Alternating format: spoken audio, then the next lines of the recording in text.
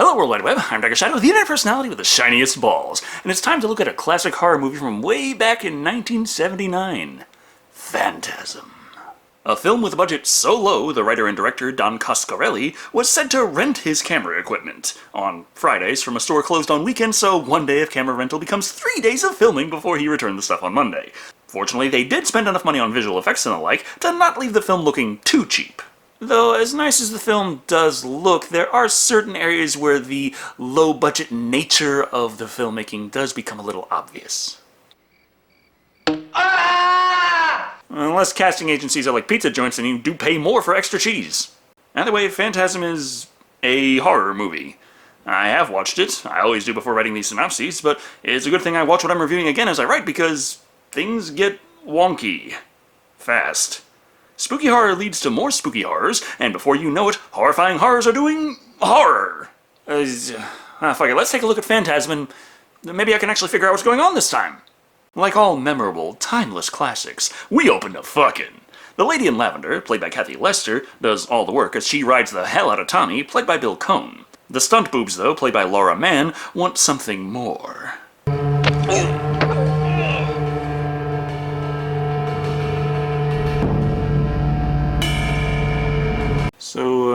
So let me get this right. She kills him, turns back into herself, and then turns into an old man.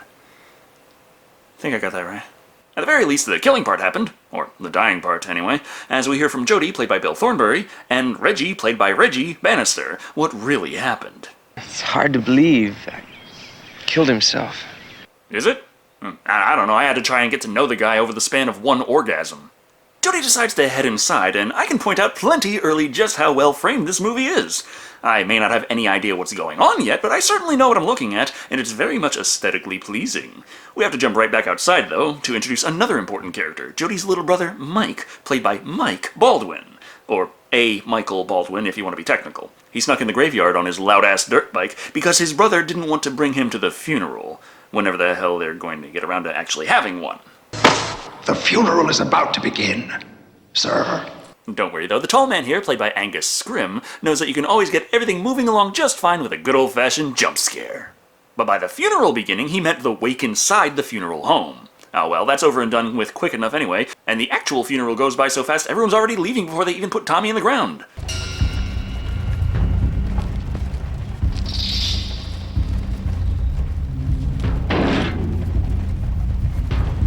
He's not actually going to bury Tommy. And he's freakishly strong. They actually do acknowledge in this movie that it's not normal for someone to just bend down and lift up a casket by themselves, especially bending at the waist instead of squatting and using your knees. That makes my back hurt just looking at it. Having seen this peculiar situation, but no one knowing he witnessed it, Mike does the logical thing and heads over to the Dark Brotherhood. Or maybe the sign signifies the palm tree. Either way, we actually end up at the fortune teller's place, as Mike is greeted by Terry Calbus, who plays the granddaughter of the fortune teller, played by Mary Ellen Shaw. Grandmother is pleased you've come and wants to know what's bothering you. Tell her that She can hear you. She just chooses to ignore all of that dumb shit that's inevitably going to come out of your mouth. Such as not going over the weird shit at the cemetery we actually care about, but rather spending some time talking about how sad he is that his brother Jody is spending so much time away, and he fears that the man is going to abandon him at some point. Now that the kid's 13, I'm thinking of sending him off to live with his aunt. But I'll tell you, he sure ain't gonna like it. Probably because he talks about it loudly when the kid's 5 feet away from him, like him being out of frame somehow means he's not there. Grandmother has told you before not to worry. If he does leave, he'll take you with him. Oh, yeah, sure, sweetie. Clearly dumping him off at his aunt's is just a code word for together forever.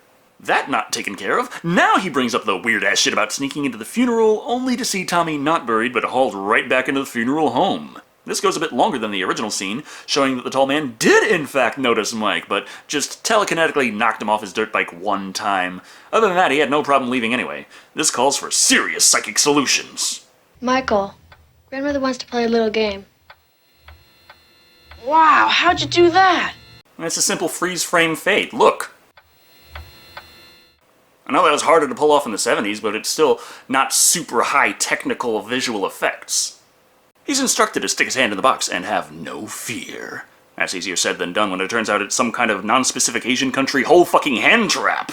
The thought of losing his right hand is terrifying. But eventually he realizes if the key is no fear, just don't be afraid. It was simply reflection. Fear is the killer.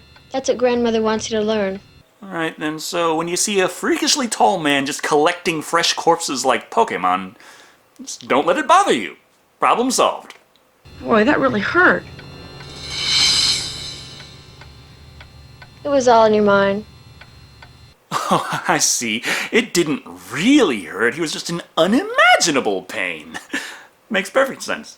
After facing the trials of the box, Mike figures that's all the help he needed and leaves.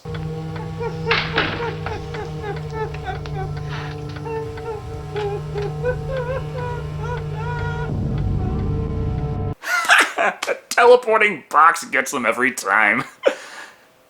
I have no idea how that parlor trick works exactly. Not important, we've got to see Reggie take a break from his job working the local ice cream truck to have a random jam session with Jody on the porch. You see, my lady left me lonely. Yes, she did. Baby left me blue. Bald! Still kind of confused how this fits you, though. It's kind of jarring. It's like one of those old 1940s musicals that they don't actually tell the story with music. They just stop the movie to have a random musical number, and then it ends and then it can continue. Oh, but this does have significance. After they finish their little ditty, Reggie pulls out a tuning fork, which makes for the perfect artistic segue into the next scene, where we see the fortune teller's granddaughter has gone to that mysterious funeral home at Morningside Cemetery to investigate.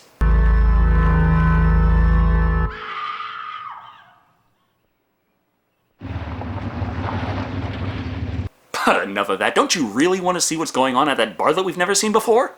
If you ask me, there are certainly supernatural forces at work here. For instance, after Jody shows up, it takes him all of 12 seconds to pick a woman up. I know he's hot, but damn. He's also still being tailed by our voyeuristic protagonist, Mike. But despite knowing the kid follows him everywhere, very damn closely, he doesn't notice, and instead heads off with the mysterious lady in lavender for some fucking. In the Morningside Cemetery, funnily enough. This is, kind of spooky, isn't it? I mean, my dead best friend's gravestone is right over there. I'm really starting to regret topping it off with a statue of Mary. I never realized just how judgmental she looked.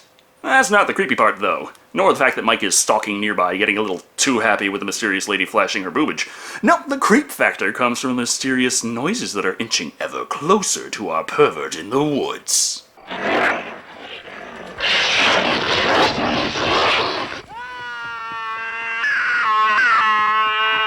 What the heck? It's not what it looks like. I was just checking if your soaks were al dente. I think he's got some kind of a problem. Do you just not realize that those are still in your mouth? Sadly, by the time he catches up to Mike, the panties are gone. I kinda wish they could have stayed lodged in his teeth for the rest of the movie. The point is, Mike is having a very hard time convincing Jody that there was some weird thing in the forest that was out to get him! Did you hear that? That's only the wind. Because it seems Jody is stuck in self-game guard mode. Thus, Mike is not believed, but when Jody returns to the graveyard in the hopes of continuing where he left off, it turns out the mysterious lady has vanished. Not even concerned with getting her panties back. Mike has also left the area, returning home for some much-needed rest.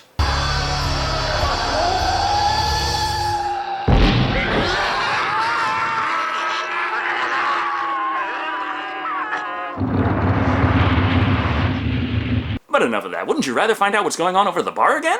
For one thing, Jody goes back in, and Mike walks past shortly after, making that zombie scare not important in the slightest. Except for the fact that it seems Mike is seeing that tall man wherever he goes.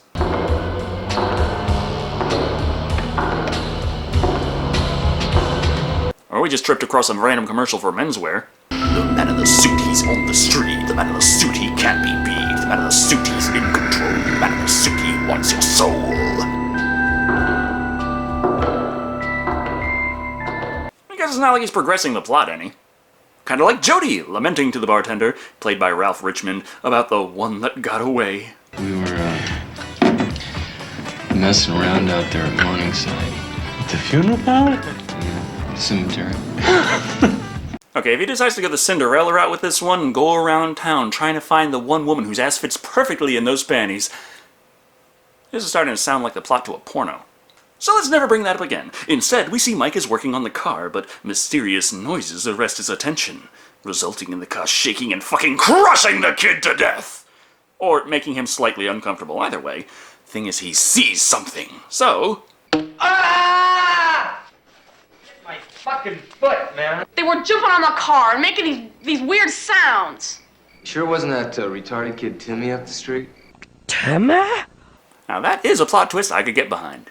As we could all see coming, Jody still doesn't believe him!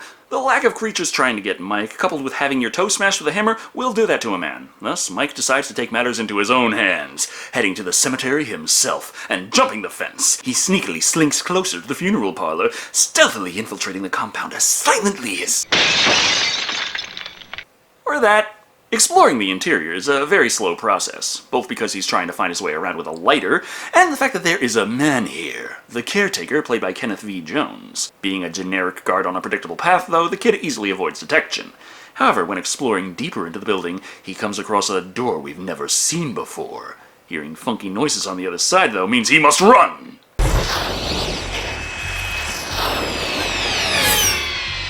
Into the iconic flying chrome ball of death! Or under. Into would have been more fun in my opinion. We still get our into, though, when the caretaker catches the kid. Only for a second, though.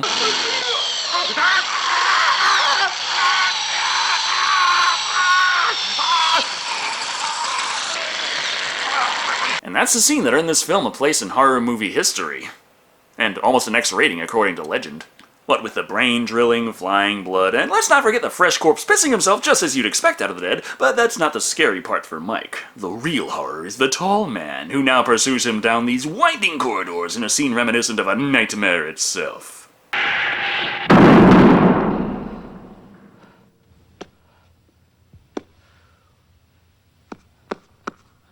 Or an episode of Looney Tunes. Let's go with a later entry on the Nightmare on Elm Street franchise, as Mike cuts the motherfucker's fingers off, revealing he has yellow blood, and his fingers still move after being removed. So he takes one home with him, hiding it in a box until his brother returns, so he can show him, once and for all, that he's not crazy.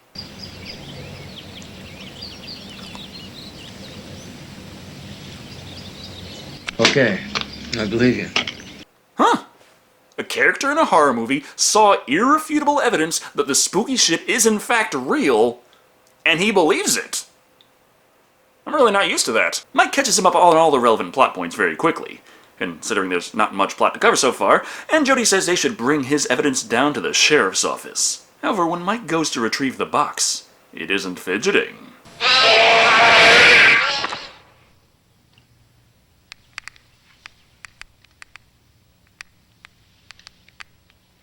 Oh god, that does not feel good! Eventually they manage to catch the bugger in Mike's jacket and jam that sumbitch down the garbage disposal. Then the movie enters sitcom mode as Reggie walks in all awkwardly, asking Jody if he can help him on his ice cream deliveries. Or his MMORPG group, I'm not sure which. Remember how good you were at crowd control last time? Hey, what's going on here? Ha! You think being put in my kitchen sink equivalent of wood chipper can stop me? Yes, as a strategy for dealing with a bug is to put it right back into the same sink, activating the same garbage disposal, and it works this time! This brings Reggie up to speed on the plot even faster, and without their evidence in hand, Jody decides he's going to go ahead and scout out the funeral home alone. Taking the same entryway that Mike did, this seems very similar to what we already saw, up until you realize that Jody doesn't get nearly as far.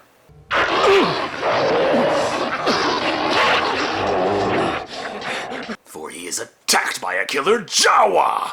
Buy all of the official Star Wars figures and the Sin Crawler you can use that destroy them!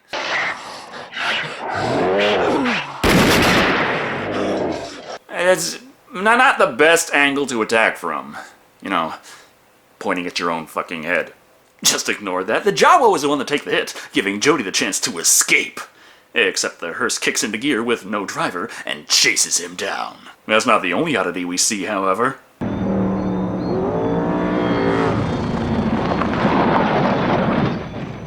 His own damn car has chased him down, also with no driver.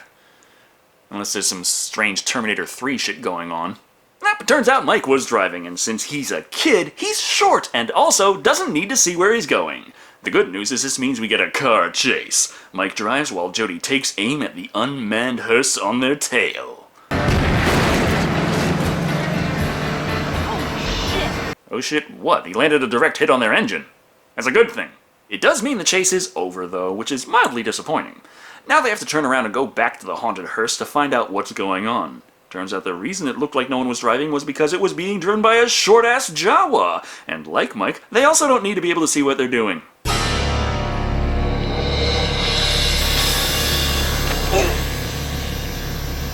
Tommy! Oh yeah, and the thing is also his dead old friend who now also bleeds yellow. This is the part of the movie where it gets really fun to try and figure the plot out. Somehow, Tommy was not only still alive, but turned into an evil dwarf for mysterious reasons. Calling up Reggie to put the body in cold storage, they go over what they know, and Reggie comes up with the perfect plan to reveal the truth. What we gotta do is we gotta snag that tall dude and stomp the shit out of him, and we'll find out what the hell is going on up there. Yeah, just beat the crap out of him and loot his corpse. Probably has a screenplay on him somewhere. Hey, hold on. First thing is I want Mike out of here. Reg, you take him over to Sally's, the antique store. Don't worry, Jody, he's way ahead of you.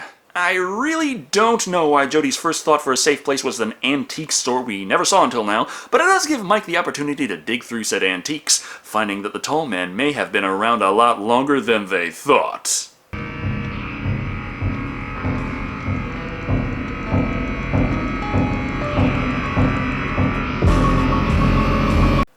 No, it's not a portrait, it's a dramatic shot. Stop looking at the camera. Sorry, sir. With this shock, Mike demands he must be taken home. From the ladies here, of course, as Reggie's already left.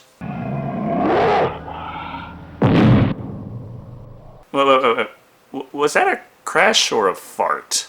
After Jody has a short nightmare about a tall man, seriously in and out of the nightmare ridiculously fast, we find out. Hitching that ride with Sally, Mike finds Reggie's ice cream truck has rolled over and the body of the Jawa is missing. However, while he could use his angry demands to convince the ladies to drive him all the way home, now that he's screaming and terrified saying they have to get going now, they decide to sit around questioning him, the strange growling noises, and generally be total fucking morons. Don't open it!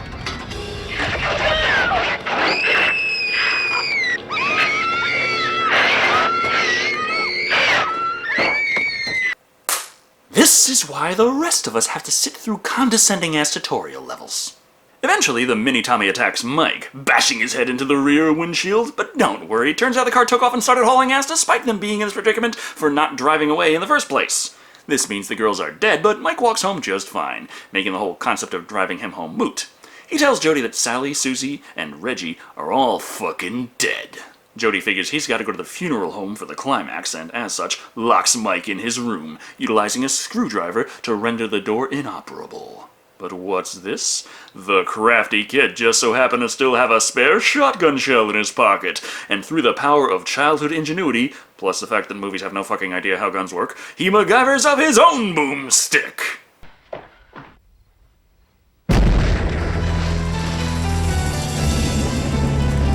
Which his brother doesn't hear at all. It's just a shotgun blast going off in my house. Pfft, I don't know. Also, I know I probably don't have to explain this, but that would not actually work. Just striking the primer isn't going to blast the shot forward. You need a barrel for that to concentrate the gases and propel it all in that direction. Doing that, it would explode, but in all directions, and it really wouldn't do that much damage to the door at all. But here, it's just as good as a full-size shotgun with a breacher choke. Oh well, Jody may have the head start, but Mike can get to the action soon enough. I've been waiting for you.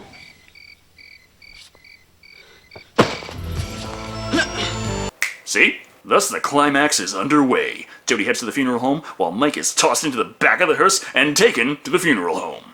Almost. He snatched the gun from his home and is able to shoot out a tire and escape before it explodes. Not that it changes much, he just has to leg it the rest of the way to the funeral home and try to find his brother.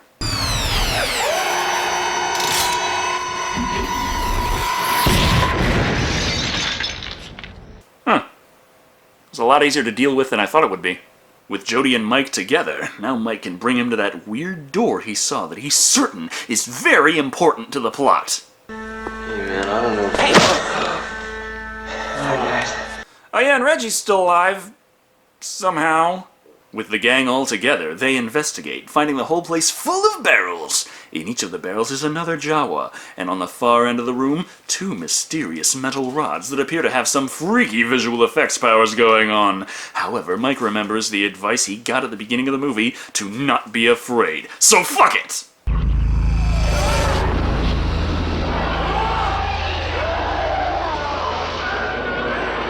Whoa, did he just teleport to the world they filmed the Crossfire commercial in? Oh, now this is a whole different world, full of Jawas. By the time Jody pulls him back down to Earth, the plot has now changed to the tall man is an alien, and he crushes the recently dead from human size to Jawa size, and resurrects them to be slaves on his planet. Seriously. But then the lights go out. And every single one of them is separated from each other mysteriously. Jody's back outside while Reggie is still in the barrel room. This is the part where the ice cream man realizes that 2 rods on the floor seem to resonate, similar to how his tuning fork does. So in that case...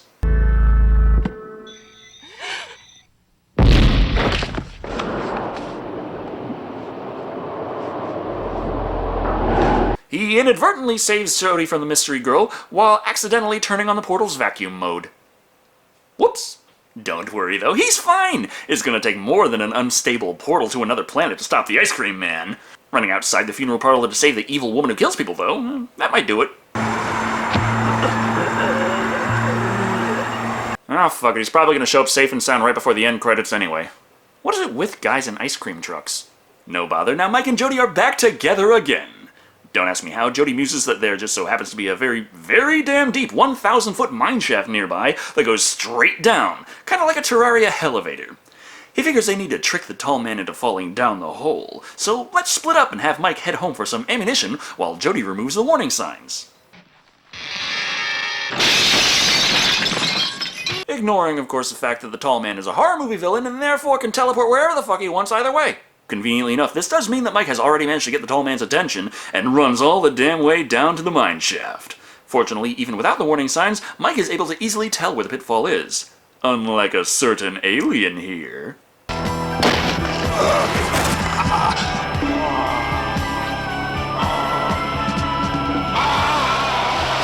He can lift all kinds of heavy shit with his super strength, but no one is immune to the heavy demands of the plot. After this, Jody quickly sends some heavy damn boulders down towards his little brother. But don't worry, they all go down the shaft, burying the tall man below.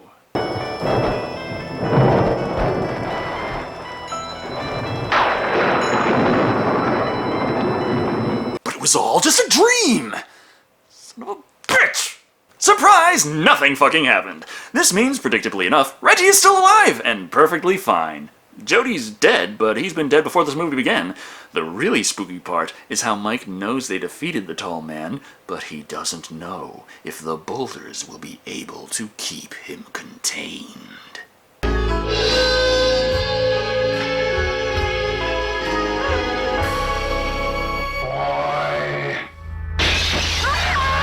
Probably because he's a horror villain, he can just teleport anyway.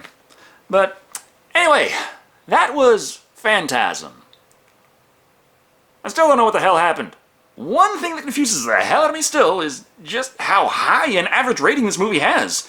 And while I think it might have some appeal in the same way something like The Room is a very rough film, but its roughness makes it charming, the reviews I see for Phantasm describe it as a terrifying horror masterpiece. Unless the entire world is in on a joke that I was never told about, I'm still very confused by the appeal of this movie. Some say that younger viewers or those not initiated simply weren't around at the time to appreciate that, for its era, Phantasm truly was one of the greatest horror stories ever told. Except, of course, it came out in 1979. You know what else came out in 1979? Alien. Yeah, I don't think it's the year that it was made that I'm having difficulty getting behind. Now, this isn't to say I disliked watching Phantasm, just I only found enjoyment by watching it for the ridiculous acting and downright insane twists. Not like sanity is a great thing to have in a horror movie, but once we broke into science fiction where we found out the tall man is an alien crushing human bodies and resurrecting them to be slaves on his planet, that doesn't spook me, it makes me laugh. Overall, Phantasm is unique. It's original, daring, shot well, and completely fucking batshit insane with how ridiculous it is.